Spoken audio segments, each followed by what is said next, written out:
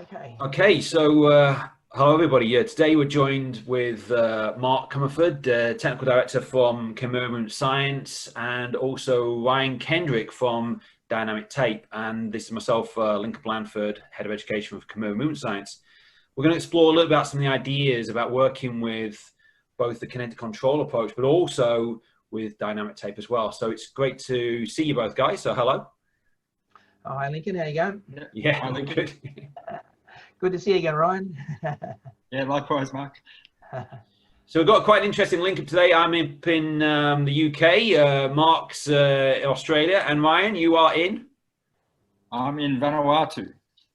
So you're out there in the Pacific Ocean. That's correct. Those who don't know, so it's a small sort of island nation of 83 islands located between Fiji and the east coast of Australia, essentially. Yeah. Fantastic. Which is home for me. So. Thanks for joining us today. So Ryan, over to yourself. Can you tell us just a little bit about sort of the history of Dynamic Tape and yeah, a little bit about sort of how it works essentially and how it's maybe different from other tapes? Yeah, sorry, I just the Vanuatu internet connections getting to us there, but yeah. But basically the history, look, Dynamic Tape's been going now for about 10 years, I guess, and originally we sort of never set out to start a tape company, but we were looking for solutions for our patients. You know, we were looking at how we could manage load on them. We knew that, you know, load was very important for both in the development of pathology, but also in the recovery. You know, we don't want to unload people completely. It's certainly not a popular option with our athletes and things either. But we wanted to get that functional stress through things, that early functional loading, perhaps post-operatively, so we would get nice repair process going and all those sorts of things. And at the same time, we also wanted to be able to allow full movement. Again, movement being really probably the biggest way that we dissipate load, obviously, is to move. But also, once again, for function, you know, to be able to get into complex tasks in our work or in our performance of our sport. And there really wasn't anything out there. We were doing things like taping TheraBand to people and you know, inner tubes from bicycle tires, anything we could do to try to get that external force on there to do the work, to take load off something that was overloaded, or perhaps to assist where something was weak. If somebody had poor inner range knee control and were collapsing into flexion, if you like, could we come in and do something externally there to provide that, to improve that movement pattern, to perhaps change their position. So I guess in a way we were looking at two things. Can we modify the kinetics directly? So can we just do some of the work if they are overloaded or if they're weak, to combat or to overcome the external forces on them, whether that was gravity acting on the body, a foot drop, or whatever the case may be. And secondly, could we then, if we could get this genuine forcing, could we then change the movement and the kinematics, which again has a knock-on effect on the ability to generate and transfer force by altering things like our length tension, where we're operating on our length tension curve, perhaps changing the lever arm, maybe it's our tibialis posterior, and by changing the resupinating a little bit, we're changing that orientation of our subtalar joint axis, increasing the length of the lever arm of tib post, and again, increasing the ability to generate and transfer force will make it more efficient. So, yeah, it was sort of what we were trying to do, I guess, in simple terms, like a dynamic splint. You know, we've got this big rubber band on there. Say somebody's had a flexor tendon repair. We've got the splint component and the rubber band component. They can use the active sort of intact extensors to allow gliding and movement and all the benefits of some low functional stress through it. But then the big rubber band would spring them back to do the work to protect the graft. And it was sort of a little bit, you know, that principle, but trying to apply it everywhere, and obviously without the limitations of the restriction of the splint or restriction of movement that we would get with an athletic tape and those sorts of things. Okay, fantastic. So the idea then, both sort of changing both the kinetic and kinematics around loading using tape seems to be a sort of a key feature of what we're talking about. So again, just going to throw this open to Mark here. So Mark, in terms of the use of dynamic tape, how do you see that working with, I guess, the KC approach? Okay.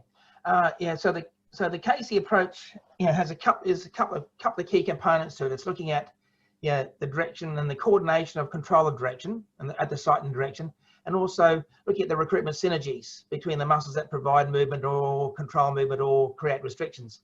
And so, one of the things I've certainly come across since I first came across dynamic tape, and Ryan, you did that course in Brisbane a while back, and one of the things I come across, it's simply one of the best products I've come across to work with, augment what we do. So I probably would use it on close to 80% of all the clients I see nowadays. So and one of the things that I really find with it is that in terms of providing that proprioceptive feedback about, when we want people to control a particular site and direction, we can use rigid tape if they're really acute, but that really locks them up and they actually don't use the dynamic movement. So we can use it in terms of our site and direction control to get them to do low threshold and high threshold work. But it gives them the sensory proprioceptive feedback to provide augmentation of the cognitive control work we do, but provides physical support as well, because we can use a couple of different tensions in the tape. We can use the standard tape, we can use the eco tape, which is higher resistive tension. We can set up a power band to let you greater range of movement. So there's a lot of different ways that I use it personally for the site and direction control work. So to teach people how to coordinate their control of provocative movements in particular. But then the other component is that, that's sort of the early symptom management component. And one of the other things that I find really useful is in terms of the dealing with recurrence, is making the recruitment efficiencies work in terms of the muscles that have a global stabilizer role, having to work, being able to move your joints through your functional ranges of motion. And that's where sort of what Ryan was talking about, it can assist the muscle. But one of the things that we find in terms of our testing of these global stabilizer role muscles is that they often become posturally lengthened or inhibition lengthened. So they become inefficient in their shortened range. So we can use, because of the elastic potential of the dynamic tape, which we can't really get out of any other product I've come across, we can tension the muscle, we can position it into its shortened range. So we get sensory feedback about where that range is and how to use it. We get assistance to work into that range when people are inefficient there, but we still allow them to use the full range. And as they work eccentrically, they get a sensory stimulus and eccentric training component that they've got to work those same muscles too. So it gives us the eccentric outer range recruitment, it gives us inner range recruitment and support for the stabilizer roll type muscles. And there's also a bit of work that's been done. And again, the science behind this is probably, so Ryan will be up a bit more on, but in trying to use taping to inhibit over recruitment of muscles as well. So for the mobilizer muscles that are over recruited, by taking some of the stimulus out of them, we might be able to inhibit them. So it works in both sides of our kinetic control system, for the earlier teaching and then facilitation of direction control training for the coordination of sight and direction, but then also for changing the recruitment synergies, particularly for the stabilizer recruitment patterns. And then we can use it to work with our low threshold, non-fatiguing functional loading, or we can use it in the background of resistance loading as well. So for high threshold stuff in the matrix. So yeah.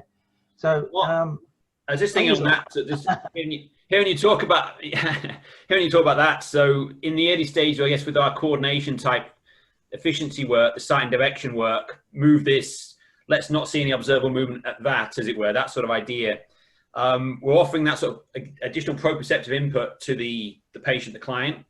But I think even more interesting at the moment is what we're describing in terms of the synergist work, where when we're, it's almost sort of a pseudo synergist we're adding, or some sort of synergy augmenting process, because we're adding this additional component to a specific synergist in a specific vector that we're trying to sort of, again, augment one specific synergist, or again, this idea about inhibiting. So again, maybe the inhibitory type work, I'm going to sort of take that back to Ryan, actually.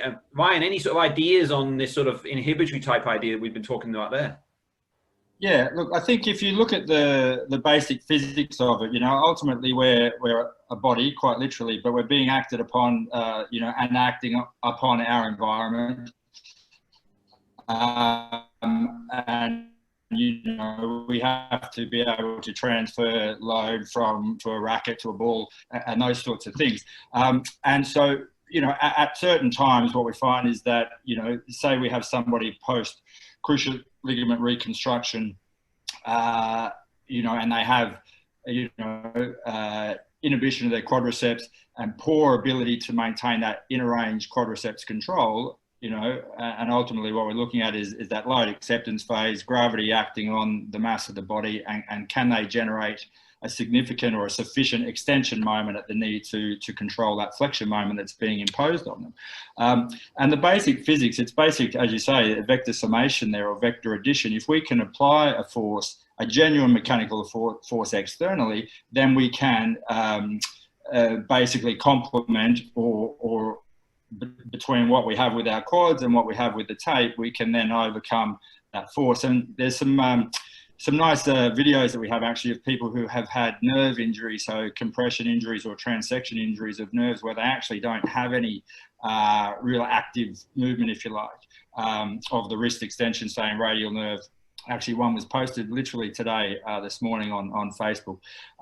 And you know, the person can't grasp or anything like that. With the tape on, as soon as they have it, the tape has sufficient resistance and then recoil so they can push through it with the active flexors, and then it opens their hand up and they can grasp and this sort of thing. So, and as Mark said, we can laminate multiple layers together to create what we call a power band. So we can be getting, you know, in the range of 15 kilograms or more of resistance when we're moving, particularly at speed, say on an Achilles tendon, resisting that dorsiflexion moment. So therefore doing some of the work of that overloaded, for example, Achilles. So to answer your question, I think in terms of inhibition, there are a couple of ways that we can approach it. One is, if we can do the work externally, we reduce the workload requirements or the demands on the structure that would otherwise have to do it. So, for example, with the Achilles there, if there's no tape in place, the Achilles has to control 100% of that eccentric dorsiflexion as we land on the toe. If we have the tape put on in, as Mark said, a fully shortened position, so in plantar flexion with tension, such that as they go into dorsiflexion, it's going to be resisting that movement, then basically the calf now has to do, you know, no longer has to do 100% of the work. Its work is reduced by the amount of work that the tape can provide. The other way, I think there's probably two other ways that we can reduce work of muscle from a mechanical perspective. And one is by improving efficiency. So like we said earlier with the tibialis posterior, by changes in position, we can alter a couple of other things. One is that we can alter the length of a lever arm, for example, and that might be the lever arm of a muscle. So obviously if the insertion, if the distance where the force is applied is further away from the axis, we have a longer lever arm, and therefore for the same amount of force or work of muscle, we get increased torque production. Okay, and we do know around the foot, if we supinate more, it actually increases the distance that tibialis posterior insertion is from that axis. And so therefore, to produce the same force to counter the pronation moment, tib post doesn't have to work as hard. So that's reducing or effectively inhibiting a muscle that tends to be overactive because it's inefficient at generating the force. The other thing is, if we look at, say, something like a shoulder, you know, again, if we're in an anteriorly rotated, anteriorly tilted, downwardly rotated type of position, we have a few things going on. You know, where we can come in and take the weight of the arm and upwardly rotate and bring them back. And what we're doing there are several things at once.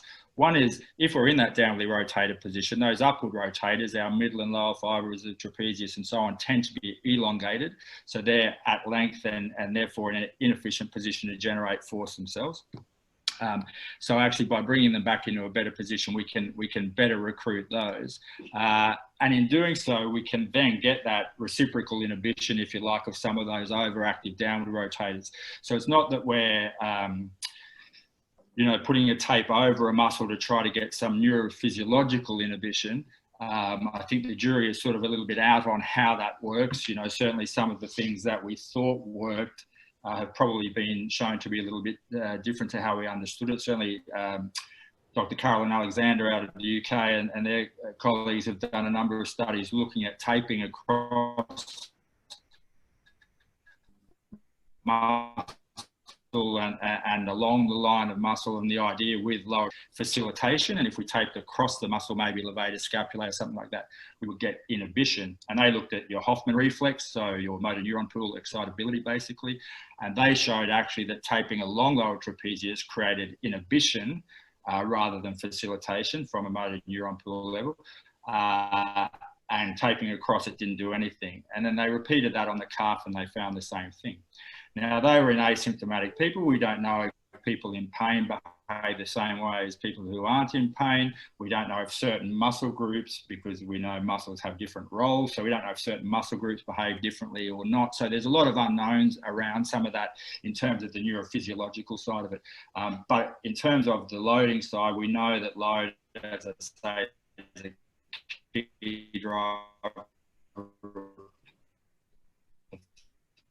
of we know that we can influence the work of muscle internally. And some of the nice research to taping in the shortened position with tension. So we have exactly the same skin contact. We have the same appearance of the technique. So from an expectation point of view, we would, we sort of account for that. And what we're seeing on the studies that have done that is that the effect is far greater in the ones that are taped in the short position with tension. So that's sort of suggesting that, yes, we are getting a mechanical effect. And when you have it on, you certainly can feel that it's a mechanical, the mechanical resistance and assistance immediately. Yeah. So the idea that sort of the load share and demand share is something we've played with a lot, certainly in the last few years, and we've sort of applied it to specific sort of tissues at risk, I guess we describe it. We've done some work on the hamstrings, for example, how we might look after a bicep femoris long head by sharing the work out into other synergists. We've also been thinking about doing the same thing for something like a soleus, and we can just take it to any of the different structures that often are problematic. So this has given us another option to do that sort of demand share, load share type approach. We can be very specific with how we do it as well. I think sometimes with the muscle synergy approach, it's a little bit hit and miss depending on who we're working with, that as best we try to deliver our retraining intervention, sometimes the individual, the patient, the client just doesn't get it. So this is a very nice additional way that we can sort of tick the boxes with more chance of getting what we want from it. So again, Mark, I'm going to come back for you. Again, any additional thoughts on any of that, really? Yeah, I think one of the things that we really find beneficial is that with the way that we look is we try to put a diagnostic criteria or a diagnostic framework to the site and the direction of our coordination alignment issues. And so by using that as a framework to choose what additional taping I might use, so just because something hurts doesn't mean it's always going to respond well to taping. So by having a diagnostic framework to choose what site and what direction I might want to look to control, and then how much I want to control it. So in some situations, I would still use rigid tape to absolutely stop it from moving because it's just too acute. But that would be a very short window, and it's not very functional. So that's sort of the uber protection phase. And I want to get people out of that in getting them recovering movement as soon as I can too. So that's where sort of, we can use sort of, an elasticized dynamic tape to provide a really good sensory control mechanism there. And then, but because, some people with, for example, a shoulder problem their sight and direction of uncontrolled, but it might be downward rotation. Someone else, it might be forward tilt. Someone else, it might be humeral anterior glide. So all those people are going to present with pain in the anterior shoulder. But by having a clear diagnosis of the movement control fault, or the movement control impairment, or the alignment coordination, movement choices that they've lost, we can give that framework, and that then can make me very specifically pick a taping that's going to, number one, help their symptom control, but also help their movement control recovery. And so that whole combination is what I find particularly useful, is having a diagnostic framework to help me choose what particularly I'm going to control when I'm using sight and direction control taping. And then based on that, I can then work out which muscles I'm going to need to facilitate into more shortened range more effectively in terms of the stabilizer, mobilizer, in the global stabilizer role, global mobilizer role synergies, to try and really facilitate that long-term recovery. Because that's one of the things I find makes the biggest difference to recurrence, is getting that, not just symptom management, because the symptoms come back, but what changes recurrence is changing the efficiency of how they move through the full range, and then having so basically in terms of the muscles that I want to facilitate in terms of recruitment efficiency, you know, and from the kinetic control framework, I would do a test of a variety of different synergists, and the ones that fail their recruitment efficiency in shortened range, the inner range hold recruitment efficiency tests, they're the ones I'm going to particularly use facilitatory taping on, rather than just everything, you know. And so what it gives me is a clinical reasoning framework around not just, you know, because I'll choose the tape, and the dynamic tape gives me movement along with the tape rather than just rigidity and just uber protection. But what I've got is a clinical reasoning framework about how to choose which taping technique I might use to control which site and direction, and then also which muscles I specifically want to facilitate or inhibit, because I've got a test that tells me there's the problem there. So Mark, I think. Sorry, Ryan, over to you. Sorry, Lincoln. Can I just jump in really quickly, because I think that's one of the things, you know, people come from different backgrounds, have different areas of expertise, but that's certainly one of the things that we find, because you certainly see that a lot of people want to tape by numbers. You know, they want this recipe cookbook approach that, for this condition I'm going to tape in this way. And as Mark said, you know, you can have several people with anterior shoulder pain and tape them all differently, and we certainly you know, our approach is to, you know, number one is that, you know, having a clear aim is 100% or 95% of the technique development, and that comes back to having identified a very clear deficit. What is the deficit that you're trying to address? And the deficit isn't a diagnosis, it isn't a structure, it's going back that step, which I think is what the kinetic control side of things gives people a nice framework on how to do it and how to assess for that. And it's not only then what is the deficit, but then what's the relationship between that deficit and the problem that you're trying to address, you know, and then obviously you need to have observed that on particular patients. So we can't just take the research and say, oh, well, look, you know, people collapsing into hip adduction, internal rotation, you know, is you know, associated with their greater trochanteric pain syndrome. But the person presenting in front of you may not be exhibiting that. Not everybody in the research, you know, studies all present the same way. And so it's not only, you know, identifying the deficit, but also how that relates to the person that you're seeing in front of you. And then by what mechanism can the tape actually address that? You know, is it that we're just introducing a force into the system? Are we changing the kinematics and addressing some of those other things like length, tension, and so on? Are we creating compression and maybe enhancing that force closure mechanism by increasing the stability and that coefficient of friction at the joint surfaces, maybe on a syndesmosis injury or something like that? And then how do we go back and evaluate to determine that we were effective in that way? Because, you know, as I say, you know, the tape is very effective, and the research is showing this, at changing movement. And we might change that person with hip adduction, internal rotation, and it may not change their pain with trochanteric pain syndrome. Now, that doesn't mean that the tape did its job, because its job was to take some of that load, reduce the magnitude and velocity of their collapse into hip adduction, internal rotation. But what it means then, we can use that in our reassessment and in our hypothesis to sort of say, well, look, you know, clearly in this person, you know, either we need to increase the magnitude of the amount of work that we're doing, or that perhaps that movement in that particular person isn't associated with their condition. And so it helps us build on our hypothesis as well. Yeah, well, but just along that point, that I think is a very important point, Ryan, is you know, just putting something on generic by numbers. I've got this condition, I use this tape. Yeah, often doesn't work. We all see that, you know, historically in the past, and that's why one of the things I find particularly useful is I can put the tape on for the particular goal or the aim I'm trying to achieve, but then I can redo the test that told me I've got a deficit, and so show that, number one, it's better with the tape on, so they're going to then create learning and improve functional efficiency while the tape's on, and they're going to take stress away from provocative tissues while the tape's on. But number two, I can then reevaluate when the tape is off. After they take the tape off, when I'm looking at it again, have they taken a step forward in maintaining a better level of control? Are they able to maintain a pass of that test?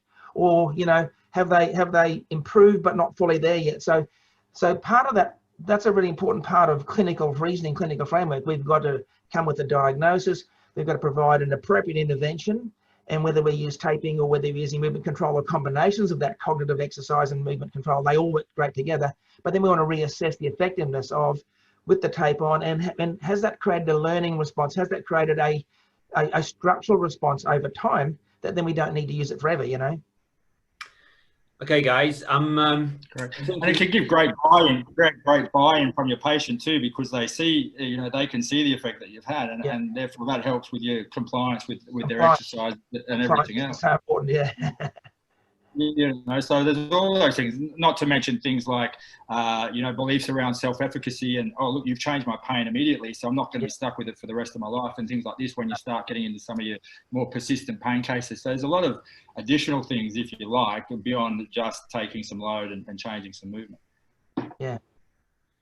Okay, guys. So I think one of the key points that come out of this is the framework of KC, but also then sort of really strategic applying dynamic tape within that framework as well, and using both to maximize the opportunities provided by the framework and also the tool itself, and really sort of using some good clinical reasoning to how you apply it. Any final thoughts before we sort of round up for today? Yeah, just one. Because the time that I've actually done this only in a course environment for clinicians was in New York last year, before the virus hit us all. But that was incredibly successful. The therapists who'd been on that course were people who already had the concept of our diagnostic frameworks and our testing, and then they, you know, like that, what they found is that this was just such a great tool to work with what we do, you know. And so, you know, because the bottom line is we want people to change the way they move, and and using a cognitive retraining program based on the clinical diagnosis, plus also then supporting that with a taping strategy that can deal with more than one goal in what we're trying to achieve, and we can use it as part of reassessing the effectiveness of how we change movement for the better. Yeah, it's like having Mark walk around providing some tactile feedback and some verbal cueing the whole time, you know, 24 hours a day. So, but look, I agree as well, because as I said, one of the big issues that we have certainly in some countries is people don't have that foundation of the clinical reasoning of their anatomy and biomechanics and so on. And you know, the work that I've done with Mark and some of our instructors, for example, in Sweden, Claire, you know, Martin, a kinetic control, you know, instructors as well, and people like James Moore as well, you know, very big on the biomechanics.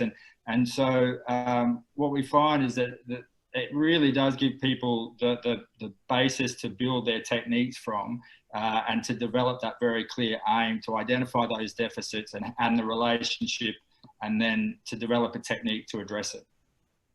Yeah. Okay, guys, thank you very much. That's excellent. So real good insight in terms of using dynamic tape alongside also the KC approaches, the framework, the ways of testing and retraining movement. So thanks for joining us today. We'll say goodbye for now. So see you later, Mark. Okay, thanks, Lincoln. Good to catch up with again, Ryan. And we've got to start doing a bit more work together. It's a good idea. Yeah, thank you both. I really enjoyed the chat. Okay, catch you later.